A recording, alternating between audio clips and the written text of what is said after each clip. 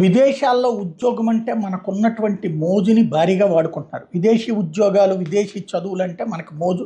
అవసరమైతే ఆస్తులు అమ్మేసి, అప్పులు చేసైనా సరే పంపించేస్తున్నాం. అక్కడ డాలర్లలో డబ్బులు వచ్చేస్తాయి. మొన్ననే చెప్పుకున్నాం, రష్యాకి అట్లాగే వెళ్ళి వాళ్ళు ఏదో సైనిక సహాయకులని ఉద్యోగాల కోసం అని వెళ్ళి చివరికి సైన్యంలో పనిచేయాల్సి వచ్చి విలవిల్లాడినటువంటి. ఇప్పుడు చివరికి కాంబోడియా లాంటి దేశంలో ఉద్యోగాలు అన్నటువంటి పేరుతో చెప్తే కూడా పరుగులు పెట్టుకుంటూ వెళ్ళారు. చివరికి అది కాస్త మానవ అక్రమ రవాణా అన్నటువంటి విషయం తేలింది. తాజాగా చైనా ముఠాకి భారత్ వాళ్ళని విక్రయించేస్తున్నారు. ఇది తాజాగా బయటపడ్డటువంటి అంశం.